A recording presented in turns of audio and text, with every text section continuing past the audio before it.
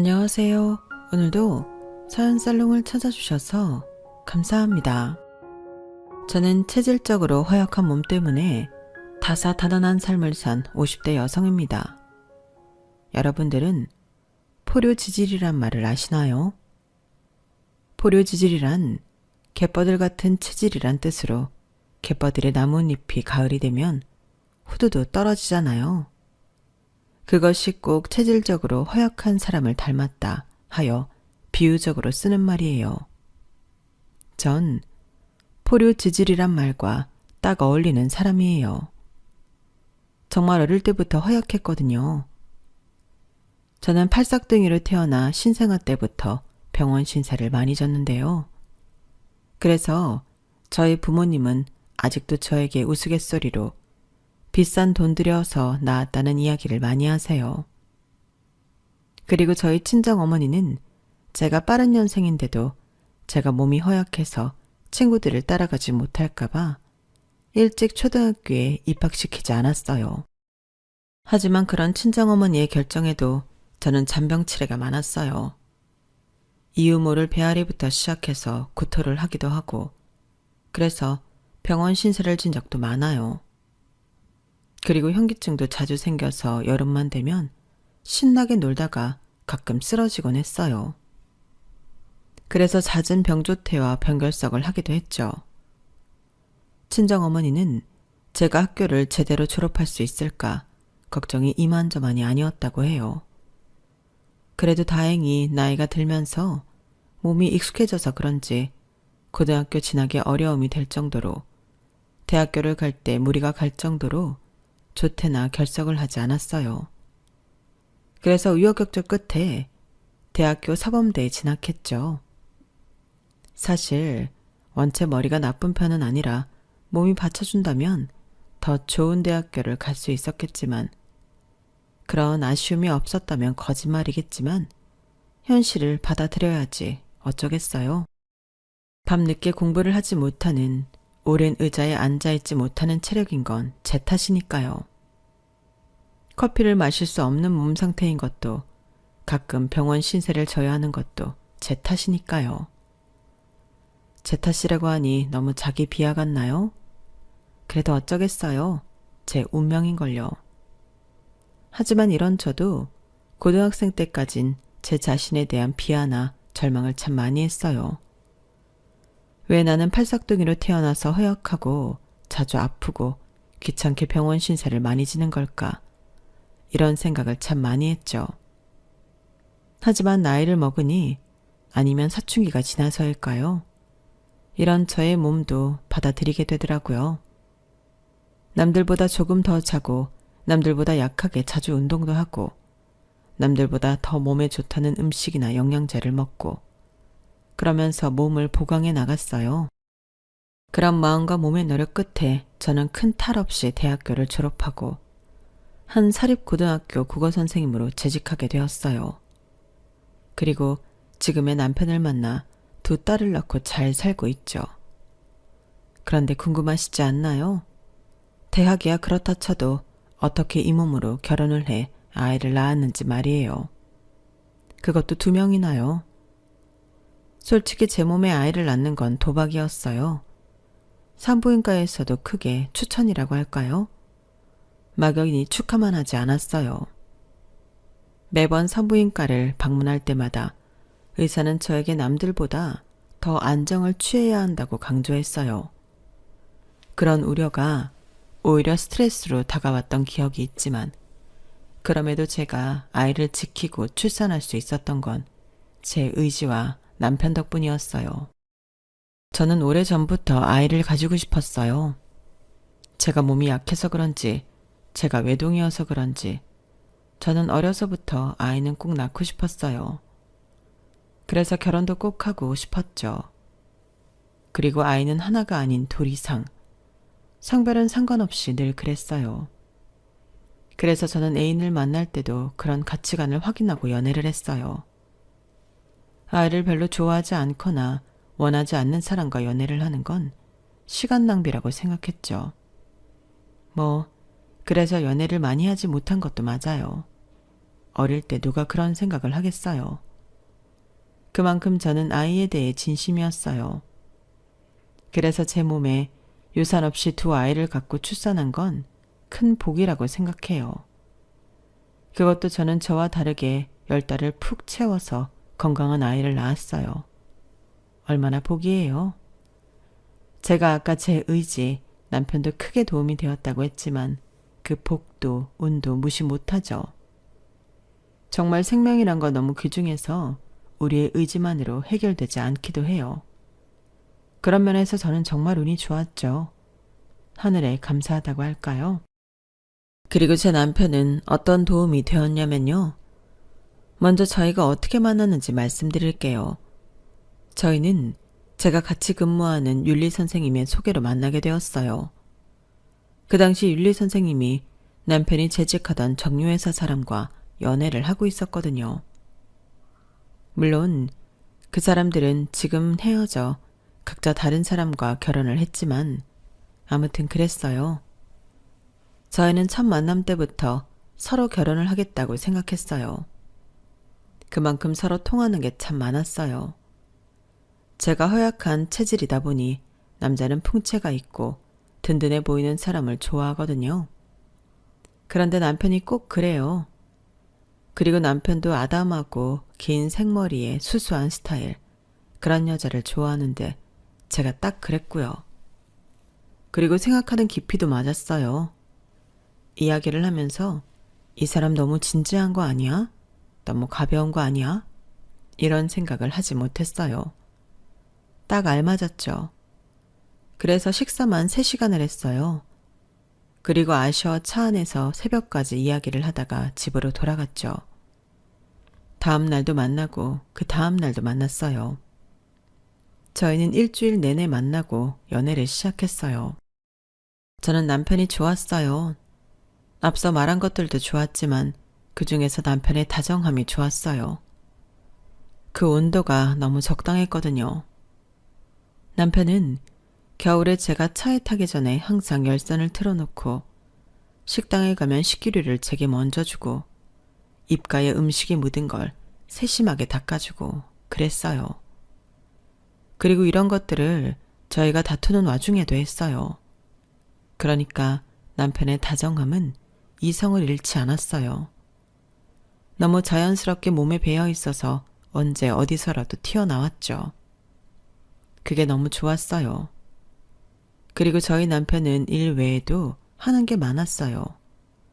운동도 골프며 수영이며 배드민턴이며 헬스장이며 하러 다녔고 쉬는 날엔 독서를 즐기기도 했어요. 저는 그게 너무 건강해 보이더라고요. 그게 남편이 스트레스를 푸는 창구 같았어요. 솔직히 저에게 그런 건 없거든요. 쉬는 날만 되면 지쳐서 잠만 자죠. 영화 한 편이라도 보면 다행이랄까요? 그래서 저는 술이나 친구들과의 무의미한 시간이 아닌 건강한 방식으로 스트레스를 푸는 남편의 모습이 좋아 보였어요. 그리고 그런 체력이 있는 남편이 부럽고 남편을 동경했어요. 그래서 남편을 따라 운동을 다니기도 하고 독서를 하기도 했어요. 부끄러운 소리지만 국어 선생님으로 있으면서 다독하는 스타일은 아니거든요. 읽어야 하는 책들이 있어서 억지로 읽는 편이었죠. 그래서 남편을 따라 읽어야 하는 책뿐 아니라 이것저것 많은 책을 읽었어요. 그리고 남편은 영화도 참 좋아했는데 저는 남편 덕분에 다양한 장르의 영화를 볼 수 있었어요. 더구나 남편은 영화를 보고 이야기하는 걸 좋아해서 더 집중해서 볼 수 있었죠. 남편의 생각을 들을 수 있는 것도 좋았고요. 정말 제가 했던 연애 중에 가장 유익했던 연애인 것 같아요. 그래서 저는 2년간 남편과 연애를 하면서 결혼하고 싶다는 생각을 수없이 하고 그 말을 내뱉기도 했어요. 어쩌면 프로포즈를 한 건 저일지도 몰라요. 그리고 당연히 남편의 아이가 갖고 싶었죠. 남편을 닮은 아이를 갖고 싶었어요. 그럼 너무 행복할 것 같았죠. 딸이든 아들이든 상관없었어요. 어떤 아이든 남편을 닮은 아이라면 만족했어요. 이런 저의 마음들이 모여 그리고 하늘에 큰 행운이 따라 제 두 딸이 건강하게 태어난 것 같아요. 그렇지만 모든 일이 순탄했던 건 아니에요. 사실 제 남편에게 가정사가 있거든요. 저희 남편은 두 형제인데 제 남편이 5살이고 도련님이 4살이었을 때 부모님이 별거를 하게 되어요. 사유는 워낙 많아서 하나로 꼽을 수 없어요. 사실 부부싸움이나 이혼이라는 게 그렇잖아요. 그래서 성격 차이라는 말로 뭉뚱그리기도 하고요. 저희 시부모님도 한마디로 하면 성격 차이였어요.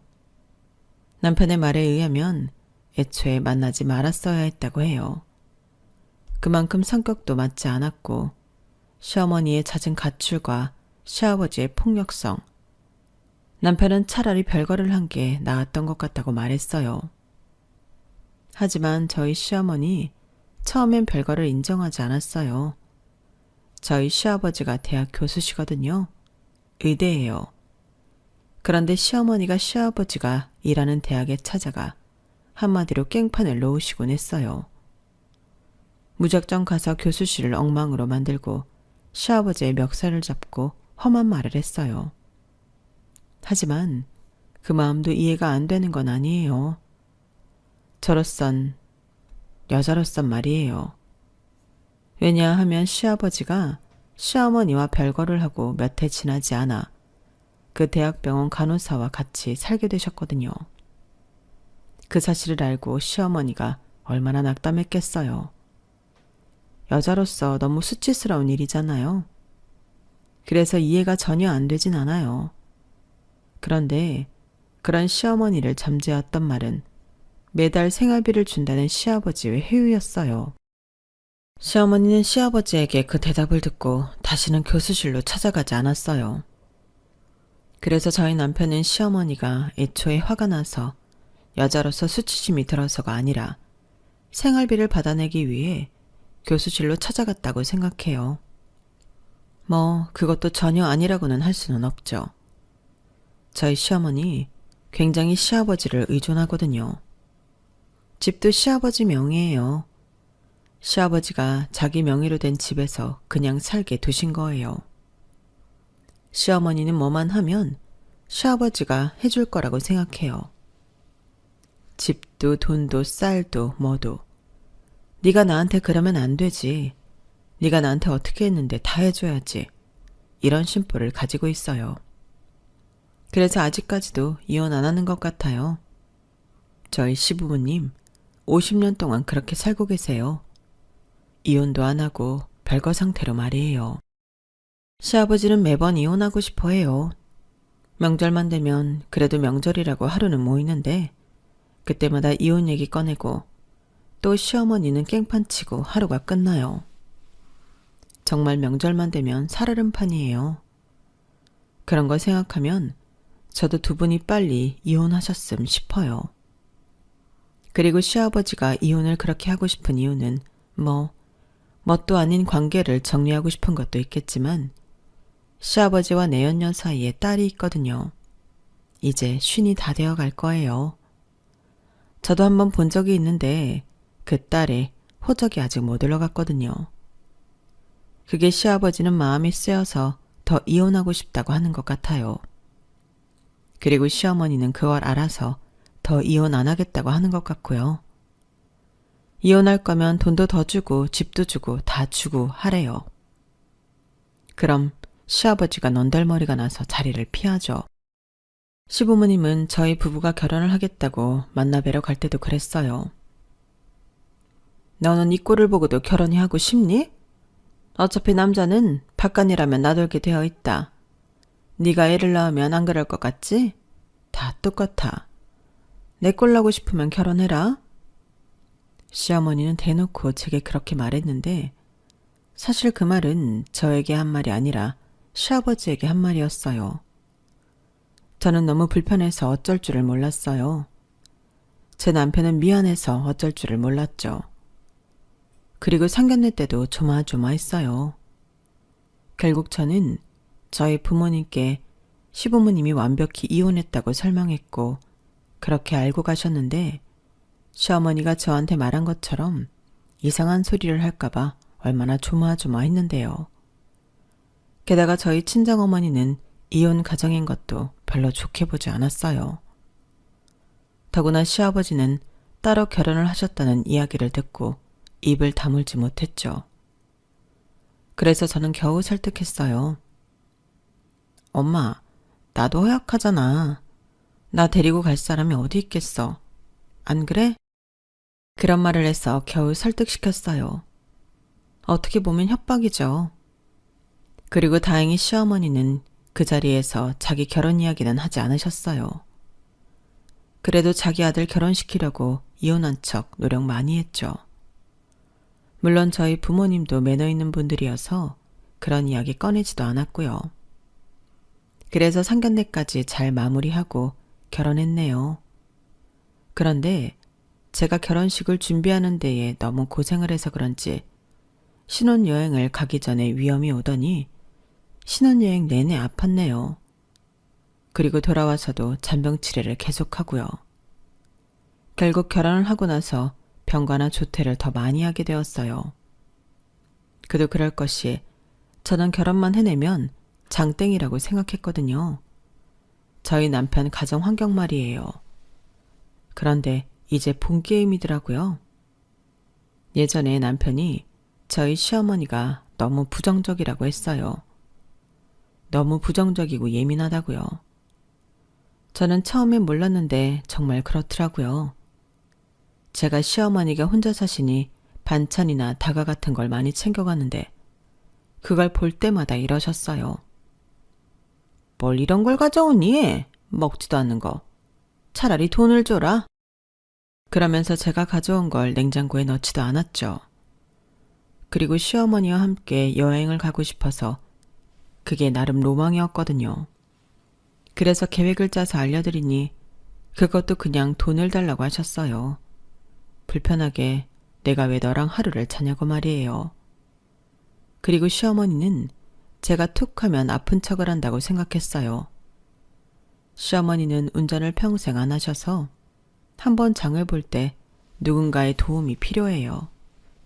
제 남편이나 저, 도련님이나 동서가 돌아가면서 운전을 해드리죠. 그리고 그 중에서 저한테 전화를 제일 많이 하세요. 남편은 3교대로 피곤하고 의사인 도련님과 동서는 바쁘다고요. 그건 알겠어요. 그런데 저도 학교에서 야근을 할 때가 있고 그리고 가끔은 몸이 허해서 병원에 가야 할 때가 있잖아요. 그걸 이해 못 하세요. 오늘 장 볼 거니까 와라. 못 온다고? 왜? 병원에 가? 또 병원에 간다는 핑계냐? 너는 참 핑계도 좋다. 너는 네 시어머니가 밥 굽는 것보다 너 주사 맞는 게 먼저지?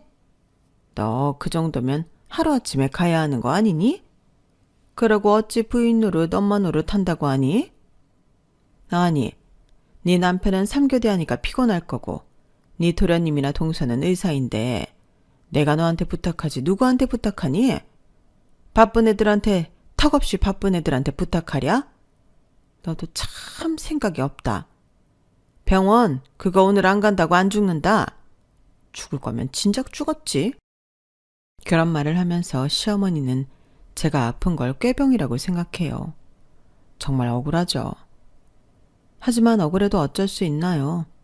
정말 시어머니를 굶길 순 없잖아요. 그리고 시어머니에 갔다가 나중에 마감한 동서에게 가서 수액 좀 놔달라고 부탁하면 되니까. 저는 헐레벌떡 시어머니에게 갔죠. 저는 헐레벌떡 뛰어가지 않을 수 없었어요. 왜냐하면 시어머니는 매번 저와 전화를 끊고 시간을 재고 있었거든요. 얼마나 빨리 오는지 말이에요. 무슨 시합하는 것도 아니고. 그런데도 저는 불이 나게 갔네요. 바보같이 말이에요. 그리고 제겐 또 한 명의 시어머니가 있잖아요. 시아버지의 내연녀 말이에요. 그분도 저를 참 곤란하게 하셨죠. 저희가 부부가 되고 시아버지를 아예 만날 수 없으니 종종 찾아뵙는데요. 시아버지가 바깥 음식을 안 좋아하셔서 댁으로 찾아가요. 그러면 자연스럽게 그분도 뵙곤 하는데 제가 맨 처음엔 그분을 사모님이라고 불렀거든요. 저희 남편도 그분을 어머니라고 부르지 않고 사모님이라고 부르고, 시아버지는 주변에 이혼을 했다고 알려서 다들 그분을 사모님이라고 불러요. 그런데 결혼 초에 그분이 저에게 오더니 자기를 어머님이라고 부르라고 하더라고요. 그래서 제가 황당하니까 자기가 시아버지와 함께 사니 자기가 시어머니 아니냐면서 그러는 거예요. 그래서 어떻게 해야 할지 남편에게 물어보니 자기 앞에서만 그러지 말라고 하더라고요. 혹여나 시어머니 앞에서도 그분 이야기가 나오면 그러지 말라고 하고요. 남편도 그분의 요구에 당황한 모양이었어요.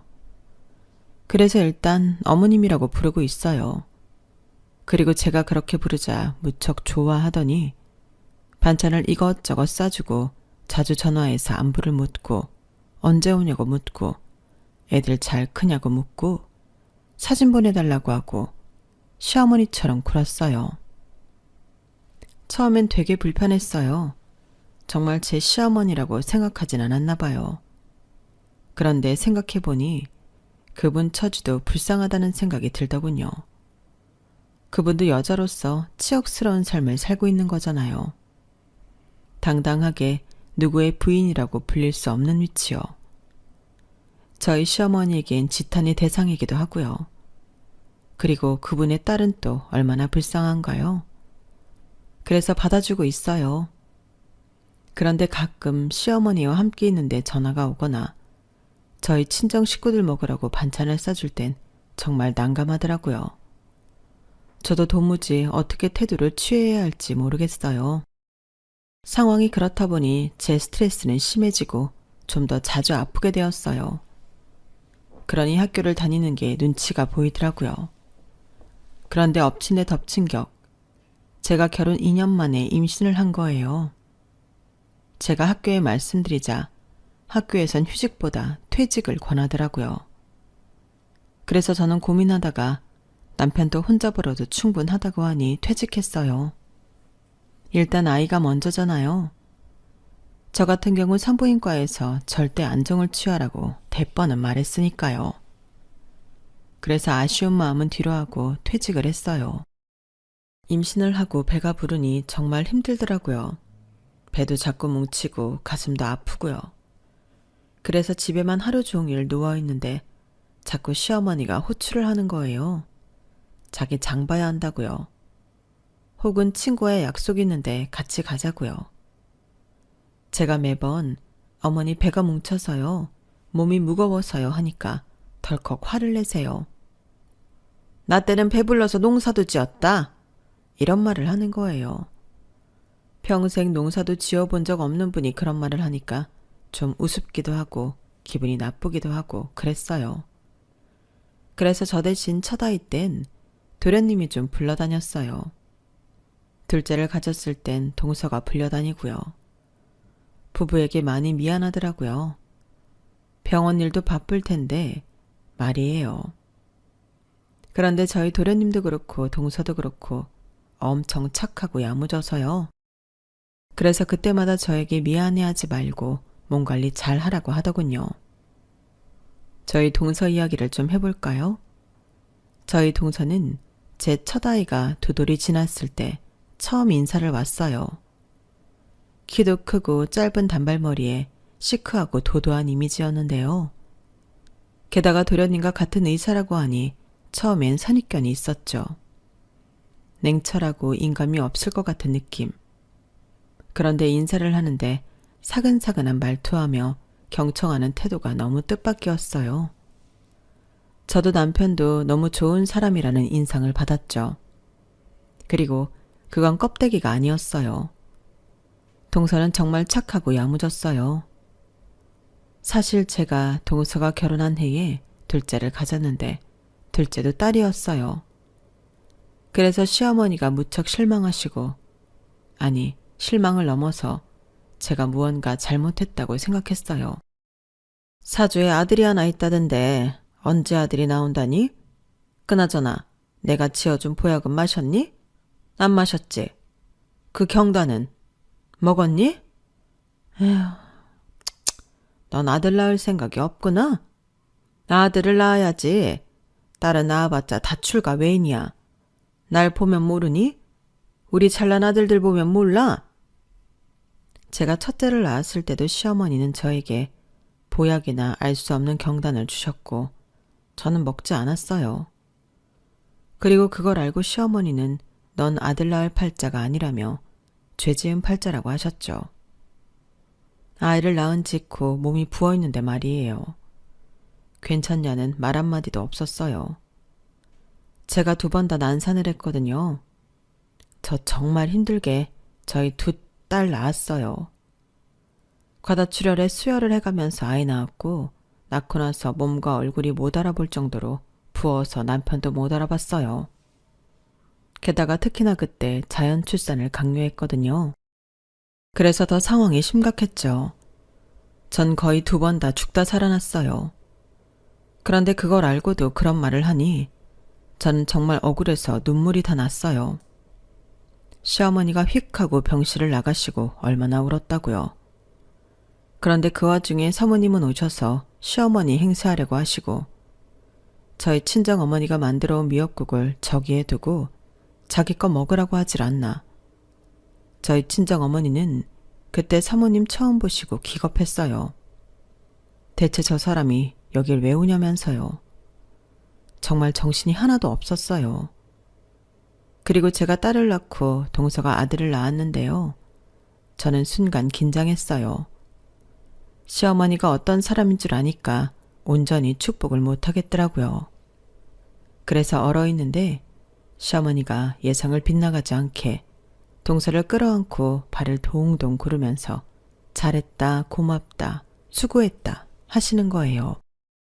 저희 동서 네네 하면서 어머니의 진한 포옹을 받더니 그리고 나서 저를 부르는 거예요.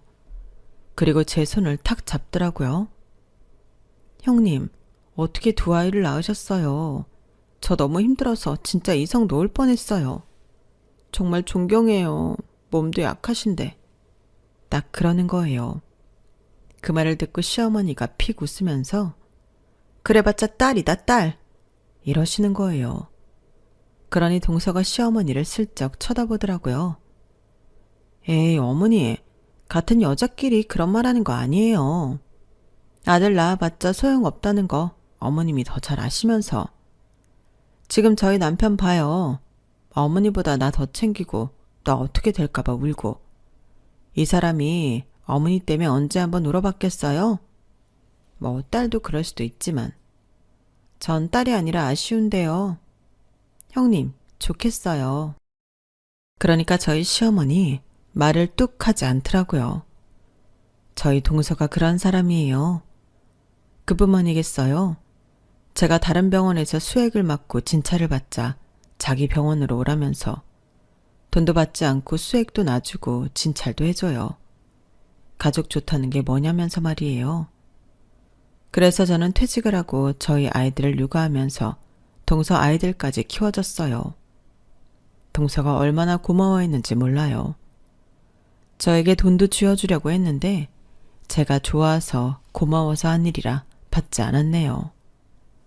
그러니까 동서는 자기 병원에서 저에게 수액을 줄 뿐 아니라 비타민이니 좋다는 건 더 맞추어주고 그랬어요. 선물도 엄청 받았고요. 한우부터 시작해서 화장품, 가방, 저희 남편에게 받은 것보다 더 받았네요. 그리고 저희 애가 초등학교 5학년이 되었을 때, 그리고 동서의 막내가 6살이 되었을 때 저는 작은 공부방을 열었어요. 육아를 하다 보니 딜레마처럼 일이 하고 싶더라고요. 수업을 했을 때 그 보람을 잊을 수가 없더라고요. 제가 강단에 있었을 때 정말 많은 일이 있었지만 생각나는 게 2가지 있어요. 물론 제가 자주 아픈 선생님이라 참된 교사는 되지 못했지만요. 하나는 저희 반 친구들이 국어 성적으로 전체 반에서 3등 안에 들면 제 사비로 과자 파티를 해주겠다고 했어요. 그때 애들이 정말 열심히 공부했어요. 수업에도 열심히 참여하고 질문도 많이 하고요. 그래서 정말 2등까지 한 거예요. 그래서 제가 기쁜 마음으로 과자 파티를 열어줬고 그 애들이 무척 기뻐하고 재미있어 했어요. 그리고 그 이후에도 공부에 재미를 본 친구들도 있고요. 그리고 다른 하나는 언젠가 반 친구들이 몰래 제가 좋아하는 노래를 연습해서 합창을 해준 거예요. 청소 시간이라 반을 둘러보러 갔는데 갑자기 노래가 흐르더니 준비한 합창을 해주더라고요. 전 정말 감동했어요. 엄청 많이 울었고 같이 운 친구들도 있었고요. 그런 생각이 들면서 다시 강단에 서고 싶었어요. 그리고 이번엔 제 공간에서 수업을 하고 싶었죠. 그래서 남편에게 말하니 남편이 이번 성과금으로 작은 공간을 구비해줬어요.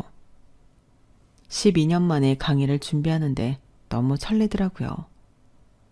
밤새워 공부방을 열 준비를 했어요. 그리고 처음엔 당연히 원생이 없었는데 제가 연속으로 S대, K대, Y대를 입학시키고 입소문이 퍼져 원생이 꽉 차게 된 게 3년 정도 되었을 때예요. 그러니 저 혼자만으로는 수업이 감당이 안 되어서 선생님을 따로 2분, 보조 선생님을 1분 둔 공부방이 되었죠. 그리고 공부방을 확장했어요. 남편이 너무 기뻐했어요. 워낙 제 일을 자기 일처럼 기뻐해주는 사람이에요. 그리고 남편이 말하길 제가 너무 건강해졌다고 해요. 수업에 대해 공부방에 대해 고민하고 열중하는 모습도 보기 좋다고 하고요. 그런 말을 들으니 더 열심히 해야겠다는 생각만 들더라고요. 하지만 마냥 좋아할 수는 없었어요. 저희 시어머니가 또 원흉이었죠. 제가 공부방을 차리겠다고 하자 저희 시어머니는 대뜸 제게 혀를 차며 손가락질을 했어요. 그럼 서원이 애들은 어쩌고? 네 도련님이랑 동서 그렇게 바쁜 애들인데 애를 다시 키우라고 한다고? 아니 너희 애들이야 이제 초등학생이지만 걔네는 아직 유치원생이야? 그건 알면서 까부는 거지? 그리고 대체 애를 왜 남의 손에 맡기는 거야? 유치원이든 학원이든 다 남의 손이야. 애를 엄마가 키워야지. 넌 대체 교육한다는 애가 그렇게 무식해서 어쩌니? 너 지금 대졸이라고 유세 부리는 거지? 대졸시계나 되어서 애만 키울 수 없다는 거지? 그깟 딸들 키우는 게 무슨 일이라고. 여자애들은 혼자 알아서 잘 커. 그런데 서원이는 아들 아니니? 오히려 아들을 더 섬세하게 키워야 해. 얘가 뭘 모르네. 너 어디 가서 교육한다고 나대지 말아라. 그리고 꼴랑 공부방 한다고 유세를 부리긴. 시어머니는 그러면서 제가 공부방을 하는 것에 무척 불만이 많았어요. 매번 저를 볼 때마다 못마땅해 했어요. 그러니 오히려 오기가 생기더라고요. 저는 정말 공부방을 성공시켜야겠다는 생각을 했죠. 그래서 공부방 운영에 혼신의 힘을 쏟았어요. 그러니 제가 노력하는 대로 공부방은 성공적인 가루를 달렸죠. 원생은 더 이상 받을 수 없을 정도로 많아졌어요. 그러니 학원은 주중에는 밤 11시까지 문을 열어둬야 했고 주말에도 어김없이 학원 문을 열어야 했어요. 명절이나 휴일에도 열어야 할 때가 있었어요. 정말 제 삶은 공부방에 맞춰 움직이고 있었죠. 그리고 저는 그 삶이 만족스러웠어요. 물론 그 삶이 만족스러울 수 있었던 것은 남편의 도움도 컸죠. 남편은 3교대를 하면서도 저를 배려해 쉬는 날이나 오후에 퇴근을 하는 날이면 아이들을 돌봤어요. 자기가 직접 애들 학교를 시키고 학원까지 픽업하고 돌아오면 늦은 저녁을 차려주고 간식도 챙겨주고요. 물론 늦은 저녁이나 간식은 남편이 요리를 잘 하거나 좋아하는 사람이 아니기 때문에 주로 포장을 해오거나 간편식이었지만 그래도 도와주는 게 어딘가요? 그렇게 해주는 게 어디예요? 그래서 늘 고마워했어요. 그런데 시어머니는 남편이 그러는 게 너무 싫었나 봐요. 어쩌면 자기 아들이 그러고 있는 게 안타까웠던 모양이에요. 간혹 저에게 전화가 와서 애들 밥은 어떻게 했냐고 묻고는 제가 애들 아빠가 챙겨줬다고 하면 덜컥 화를 냈어요. 아빠가 그런 걸 어떻게 하냐고. 그런 건 엄마가 할 일이라고 말했죠. 그 말을 듣고 제가 그때 야근 중이었는데 어떤 일이 안 풀려서 좀 화가 나 있었어요. 어머니, 그게 정 보기 싫으시면 어머니가 좀 도와주실래요? 도련님 애들도 좀 봐주고요. 제가 그렇게 말하니 또 덜컥 화를 내더니만 다음 주쯤인가요? 애들을 시댁으로 보내라고 하더라고요. 보니까 도련님 애들도 봐주겠다고 한 모양이었어요. 그런데 들어보니 이런 일이 있었더라고요. 시어머니가 동서에게 가서 제 험담을 한 모양이에요. 제가 대졸이라고 유세 부리려고 공부방을 차렸다니 꼴랑 몇 평 되지도 않는 공부방 하면서 바쁘다고 난리를 치며 애 아빠한테 애들을 맡긴다니. 게다가 이제는 시어머니한테 애들을 맡기려고 한다고 말했다나요? 그래서 동서가 듣다 못해 이렇게 말했어요. 아, 어머니, 그거 참 좋은 생각이네요. 아주버님 일도 바쁘신데 집에서 쉬시면서 손주 봐주시면 되겠네요. 안 그래도 저희 애들도 학원 갔다가 집에 돌아오면 혼자 있는데. 저희 애들도 봐주실 수 있겠어요? 어차피 애들이야 같이 있으면 봐줄 것도 없어요. 걔네들이야 서로 잘 지내잖아요. 친남매처럼. 그리고 저번에 어머니가 제가 시터 쓴다니까 그런 거 하는 거 아니라고. 어떻게 생각하세요? 왜 그런 생각을 못했죠? 동서가 그렇게 나오니 시어머니도 알겠다 한 모양이에요. 그래서 저와 동서는 아이들을 시댁에 맡기게 되었어요. 저는 동서가 그렇게 나와줘서 너무 고마웠죠. 앞서 말씀드렸지만 저희 시어머니 제가 딸만 둘을 낳아서 별로 안 좋아하셨다고 했잖아요. 아마 동서가 그렇게 말해주지 않았더라면 제 아이들은 맡아주지 않았을 거예요. 평생 말이에요. 그래도 다행히 저는 시댁에 아이를 맡겨 건강하게 성인이 될 때까지 키울 수 있었어요. 그런데 큰일이 생겼어요. 작년에 있었던 일인데요. 제가 시한부 판정을 받은 거예요. 평소엔 그렇지 않았는데 요 근래부터 부종이 심하고 절박뇨라고 아시나요? 소변이 너무 급하게 마려워서 어쩔 줄 모르는 걸 말하는데요. 그것도 심해서 몇 번을 자다가 깨고 실수도 하고요. 체중도 줄었어요. 제가 십몇 년 동안 몸무게가 거의 일정한데요. 체중이 주니까 이상하더라고요. 그리고 가끔 혈뇨도 보고 변비도 심해져서 이상하다 싶어서 병원에 방문했어요. 병원에 가서 소변검사, 혈액검사, 초음파 검사를 받았어요. 그리고 결과는 다음 주에 전화를 하면 알려준다고 하더라고요. 방문해야 하는 줄 알았는데 제가 공부방 일 때문에 시간을 빼기가 어려워서 다행이다 싶었죠. 그리고 일주일이 지나 전화를 하니까 글쎄 뭐라는 줄 아세요? 난소암이래요. 난소암 말기요. 저는 너무 충격을 받아서 정확한 결과냐고 물으니 정확하다고 하더라고요. 저는 병원과의 전화를 끊고 너무 충격을 받아 엉엉 울었어요. 그리고 남편에게 어떤 말을 해야 하나, 우리 애들이 겨우 20살이 넘었는데 어쩌나 싶었어요. 정말 망연자실, 그 말이 맞더라고요. 그렇게 보름을 혼자 끙끙 앓았을까요? 혼자 스트레스를 그렇게 받으니 몸도 증상도 더 악화되는 게 느껴지는데 도무지 입이 떨어지지 않더라고요. 하지만 결국 그날 애들이 집에 없을 때 퇴근을 한 남편에게 말했어요. 여보, 어떻게 하지? 나 난소암이래. 그것도 말기. 난소암 말기는 생존율이 11%라는데 어쩌지? 나 애들 결혼하는 건 보고 가야 하는데. 아니, 손주들도 너무 보고 싶은데. 나 이제 어떡해? 여보, 나 너무 무서워. 제가 그렇게 말하며 울자 남편은 너무 놀라서 얼어버리더니 이내 저를 안아주었어요. 그리고 11%라도 치료에 게을리하지 말자고 격려해 주었죠. 그렇게 저는 공부방 일을 조금 내려놓고 다른 선생님에게 상황을 알린 뒤 맡기고 병원을 오갔어요. 그런데 시어머니가 공부방에 찾아오셨는지 제가 없으니 어딜 그렇게 나돌아다니냐고 한 소리를 하는 거예요. 그때 제가 치료를 받고 난 뒤여서 예민했어요. 그래서 홧김에 난소암이라고 말해버렸죠. 그러니 시어머니가 뭐라고 했는 줄 아세요? 뭐? 난소암? 그래서 뭐? 지금 내가 쌀이 없다는데 그거 좀 사러 간다고 네 병이 악화되기라도 한다니? 그런 것도 아닌데 그게 무슨 변명거리가 되니? 아무 말 말고 내 말에 토 좀 그만 달아라. 아주 대학 나왔다고 생쇼를 한다. 그리고 난소암이랬지. 그거 네가 다 딸만 낳아서 그런 거다? 아들이라도 하나 낳았으면 그런 일은 없지. 우리 아들 사주에 아들이 있다는데 너 때문에 아주 글렀어. 내가 너희 애들은 키워주고 싶지도 않았다. 내가 마음이 넓어서 그렇게 해준 거지. 고맙게 생각해.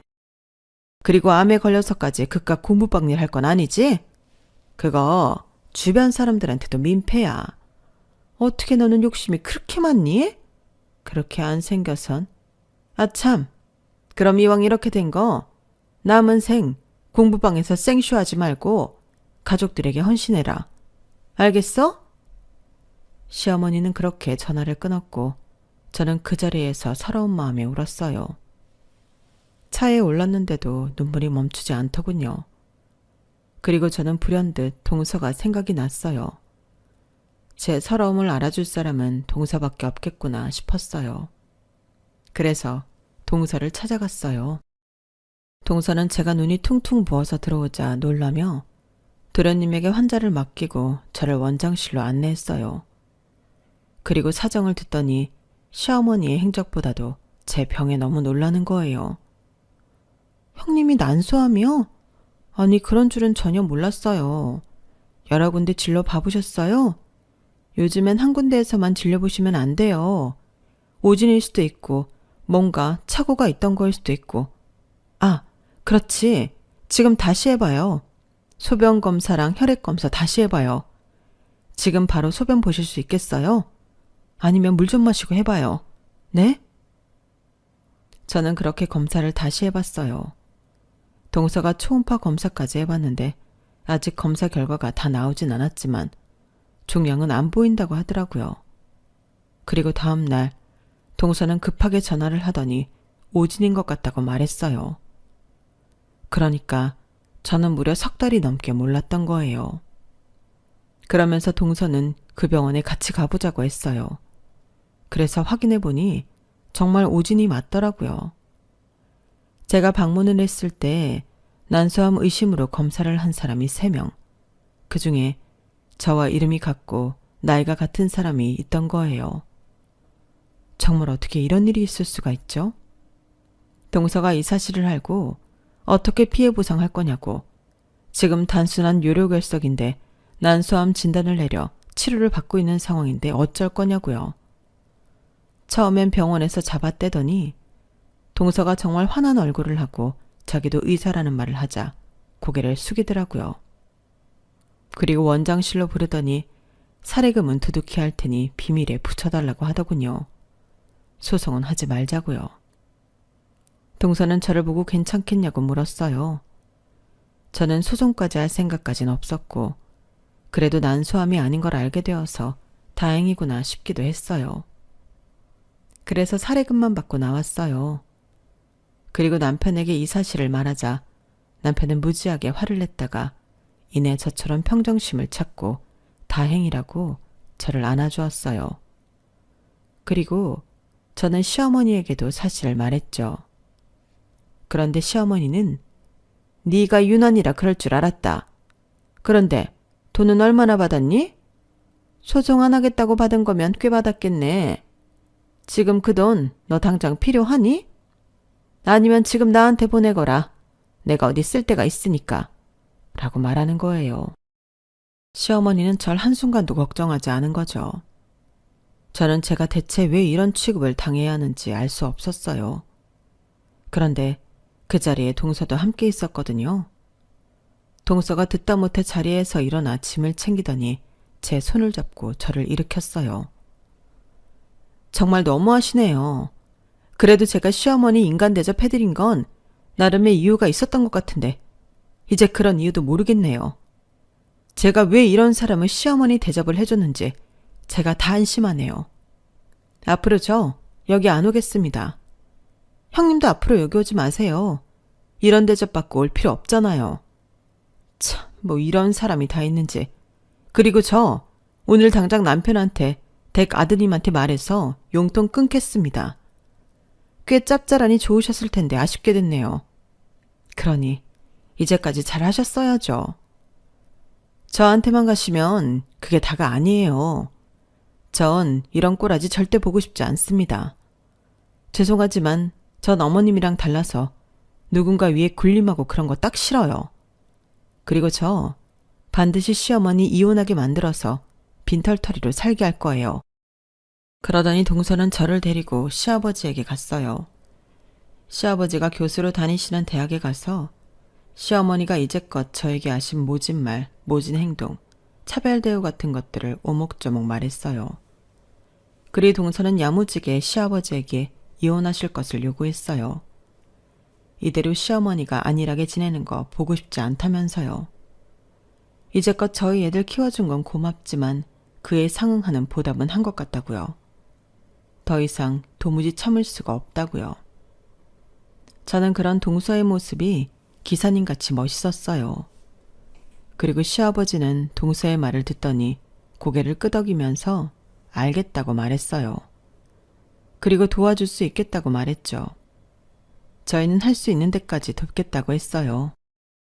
그렇게 시아버지는 시어머니에게 이혼 합의서를 주었고 당연히 시어머니는 방방 뛰며 그럴 수 없다고 했죠. 그런데 저희 부부, 동선의 부부가 침착하게 앉아서 시어머니에게 나머지 합의서를 작성하라고 했어요. 너희까지 어떻게 나한테 그런 말을 하냐? 네 아빠가 어떤 사람인지 알면서도 내가 순순히 이혼을 해주길 바라냐? 어떻게 그럴 수 있냐? 너희가 그러고도 내 자식들이고 내 며느리냐? 내가 어떤 수모를 당했는데, 여자로서 어떤 수치를 겪었는데. 그리고 저는 시어머니에게 볼펜을 쥐어주고 자리에 앉게 했어요. 어머님, 알죠? 어머님이 어떤 수모를 당하고 여자로서 어떤 수치를 겪었는지 잘 알죠. 하지만 그렇다고 어머님의 모진 말들, 행동을 받아주기엔 도가 너무 지나쳤어요. 그건 꼬장이죠. 술 마시면 객기 부리는 거랑 같아요. 이해는 하는데요. 또 이해가 되지 않아요. 그러니 쓰세요. 이제 어머님도 아버님은 아니더라도 저희가 얼마나 좋은 그늘이었는지 뼈저리게 느껴야 한다고 봐요. 후회해봐야 한다고 봐요. 그러니 빨리 쓰세요. 그러자 시어머니는 네가 뭘 안다고 그런 말을 하냐고 했어요. 그래서 남편이 시어머니를 앉혀서 볼펜을 쥐어주었죠. 그럼 내가 말할게. 나는 이번 일로 엄마한테 엄청 실망했어. 며느리도 가족이야. 그런데 어떻게 그런 말을 해? 며느리는 엄마의 시종이 아니라고. 그리고 나도 많이 참았어. 뭐만 하면 네 아빠 때문에 그런 거다. 뭐만 하면 네 아빠가 해줄 거다. 엄마가 여자로서 겪은 수모는 알겠지만 이건 도가 지나쳐. 왜 주변 사람들을 피말리지 못해 안달이야? 엄마 곁에만 있으면 숨이 턱턱 막혀. 알아? 그러니 빨리 써. 시어머니는 결국 가족들의 분위기에 못 이겨 합의서를 썼어요. 그리고 며칠 알아누운 듯 연락이 없었죠. 시아버지는 정말 마음을 단단히 먹었는지 시어머니가 사시던 집도 파셨어요. 시어머니는 결국 자기 동생 집으로 들어갔어요. 지금은 저와 동서는 시어머니에게 발길을 끊었고요. 간혹 저희 남편과 도련님이 시어머니를 찾아가요. 어쩔 수 없는 아들의 도리가 있잖아요. 저도 굳이 남편의 행동을 말리진 않아요. 하지만 그럼에도 용돈은 안 지어주고 온다고 해요. 그것만은 해주고 싶지 않다고요. 그래서 시어머니는 지금 자기 동생을 따라 시청에서 구하는 아르바이트를 하고 있어요. 조경이나 쓰레기 줍기 같은 거요. 아마 결혼을 하고 처음으로 일을 하는 거일 텐데 삭신이 쑤실 거예요. 그리고 저와 동서는 더 끈끈해져서 자주 카페에 가서 수다도 떨고 식사도 해요. 아이들끼리도 함께 만나 이제는 아이들도 다 컸으니 세상 돌아가는 이야기를 하기도 하고요. 올해엔 두 식구끼리 해외여행을 갈 생각이에요. 그리고 저는 건강관리에 더 유의하고 있어요. 공부방을 운영하면서 소홀했던 것 같더라고요. 지금 당장은 남편과 배드민턴을 치고 있어요. 제 두 딸들이 결혼하고 아이를 낳는 것까지 보려면 오래 살아야 하지 않겠어요? 지금까지 저의 사연이었습니다. 포로지질한 저의 다사다난한 삶 어떻게 보셨나요? 기사님 같은 저의 동서 정말 멋지지 않나요? 저는 이제부터 건강하게 몸 관리해서 남은 미래를 충실히 살아갈 생각이에요. 여러분들도 건강에 유의하세요. 여러분, 사연 댓글에 응원과 현명한 조언 부탁드려요. 좋아요와 구독은 저에게 큰 힘이 됩니다. 오늘도 좋은 일 가득하세요.